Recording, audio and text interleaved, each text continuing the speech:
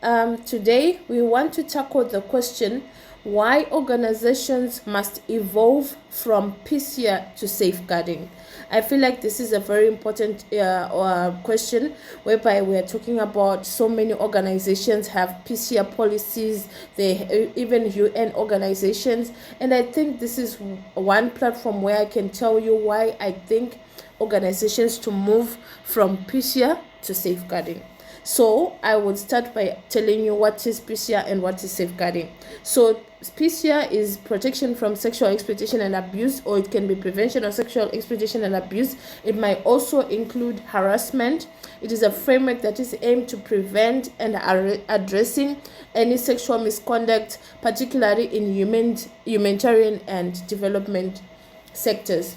So safeguarding then refers to the measures, policies, organizations put in place to ensure the health, well-being, and human rights of individuals, particularly those who are vulnerable and are protected.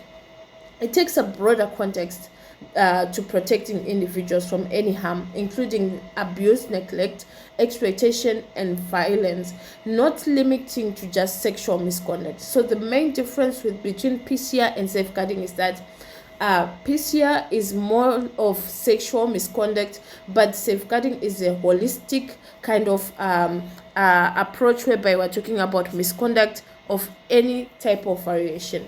So why do you think this conversation matters? We're saying that as PSEA has increased awareness of sexual exploitation and abuse by age quakers, but focusing only on SEA is too narrow. We need to make sure that we are creating a very holistic and safe and dignified environment for everyone, and making sure that this platform that we are putting in, it's holistic in nature. So why are we saying that PSEA is not enough?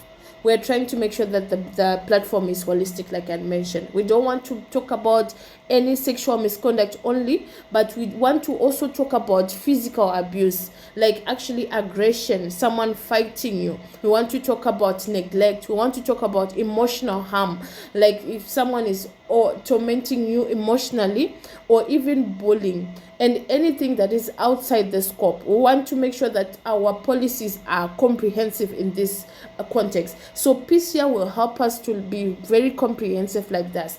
Well, when we're talking about PSEA, we're talking about sexual exploitation, but then in safeguarding, we can even talk about exploitation that has nothing to do with the sexual nature, and it's equally important, by the way.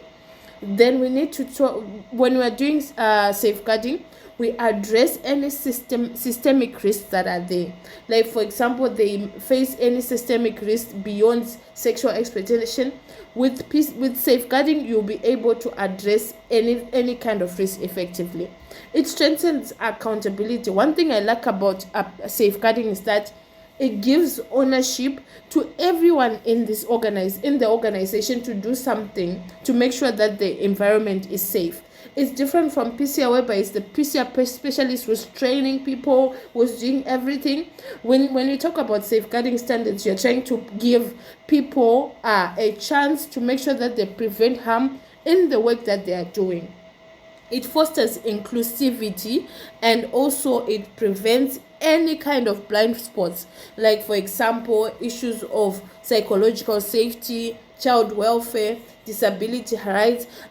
Safeguarding is very comprehensive. It talks about inclusion, diversity, equity, anything, and also involves PSEA in it. So you would, in other words, you can say that PSEA is also part of safeguarding. But PSEA, we can't just focus on a portion, but you have to focus on everything else. That's why we're saying that safeguarding is more important. So what does safeguarding include? So safeguarding include protection from abuse and harm for children and at-risk adults and everyone. So safeguarding protects the staff, the community, and every type of marginalized or vulnerable groups are protected during safeguarding, and it makes sure that there is safe environments. It makes sure that the organization is responsible to create a very safe space for everyone The good thing about safeguarding is that it's not necessarily for only humanitarian organizations, but I've seen even sports organizations have safeguarding. Any kind of workplace, they should be safeguarding. In schools, in community centers, I've seen even stories that come up, maybe for even supermarkets where people are abused for maybe to get work or something like that. We all need safeguarding in any kind of organization that we do. It also includes any clear safeguarding frameworks and policies. It includes trainings and awareness on safeguarding, which are context specific, and you need to also make sure that they are for specific job titles. Then it involves also child safeguarding, risk management, whereby you're doing risk assessments and you do risk management plans. Then a victim-centered response or survivor-centered response. Then also it also involves accountability and oversight.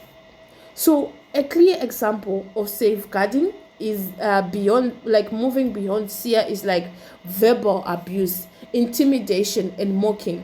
That is something that you can't cover with PSEA, but then safeguarding frameworks also cover this. Like the second one is manipulation, isolating, or gaslighting someone. That's also covered by safeguarding. A staff member faces bias or treatment based on race or gender or religion or disability. Like I mentioned, that safeguarding is inclusive in nature. All of this is covered by safeguarding.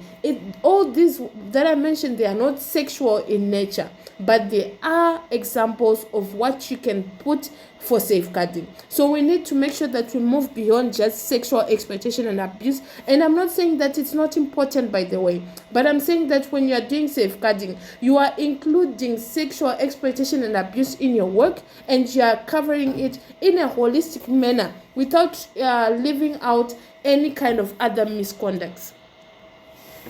So, what are the benefits that an organization can benefit when they are doing safeguarding from PSEA? Like, you have a comprehensive protection, like what we're saying, that we can protect everyone when you're talking about safeguarding. Because whenever people, staff members hear that you're talking about PSEA, they always think that this is not about us. But when you're talking about safeguarding, you're protecting every member of the staff, and you're holding accountable every person in every level. That's one thing I like about safeguarding. And it also enhances reputation of the organization. It's something that most donors are pushing for, and they're saying that we want you to be inclusive and to have ethical practices and to be transparent. So it makes sure that you have the good reputation to your donors. It increases trust and morale. We all need that trust from our staff members, from our volunteers, from our committee members, and they need you to be very accountable to everything that you do, and we need the trust and the morale. The good thing about safeguarding is that there is a risk assessment, which will help you to reduce risk. The thing about PSEA is usually it's us who are telling the staff members what is it that we should do, what it is that we should not do. But if you look at a safeguarding risk assessment template, you need to sit down with everyone in your organization, and you are the one who is telling them, you are the one who's asking them questions, and then after crafting those questions, you ask them, and they will tell you what is it like and what is it that they are facing. Then you come up with mitigation measures so that your staff will feel safe, and no harm will happen in your organization. So also there is holistic accountability and improved program outcomes.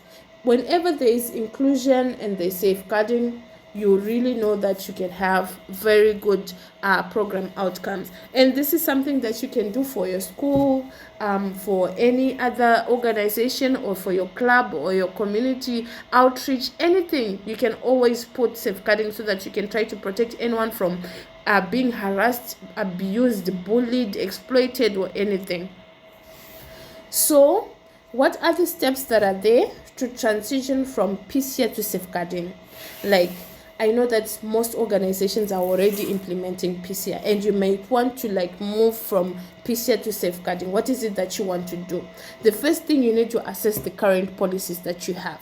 What policies do I have? Are they just PSEA policies that are talking about sexual exploitation and abuse, and you are leaving out some of these misconducts out? You need to make sure that you review and make sure that you move to safeguarding.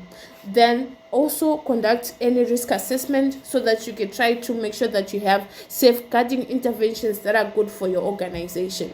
It's not a one-size-fits-all for every organization, but you need to make sure that you have a risk assessment. Then you try to implement as you see fit for your company or your organization. Then you define your safeguarding scope. What is it that you want to talk about, and what is it from prevention? What are the types of harm that you want? For example, the physical, the emotional, the financial, the psychological. Then you ensure that the safeguarding framework applies to all staff, volunteers, beneficiaries, community members, even partners that you work with are also supposed to be bound by your safeguarding framework. So that is very important. Then you update these policies and procedures so that they can be safeguarding and not SEA.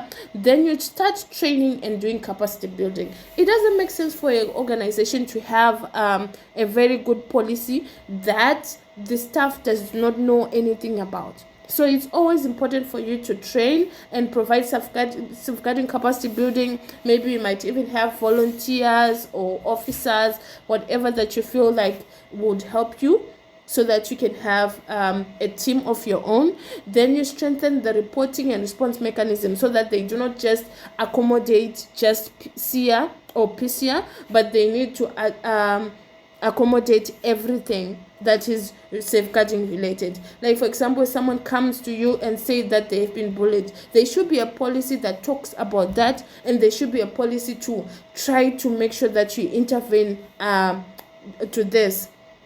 Then you try to promote awareness through, maybe you can create posters, you can try to talk to various people. You can do that by, there are so many ways to promote awareness, which is something that we can do later.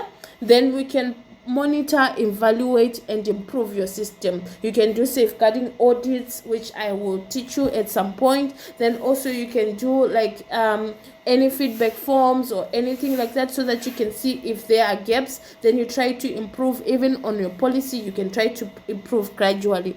Then you collaborate and align. You need to collaborate with other organizations, for example. Then you also need to collaborate with people in your organizations, with other departments.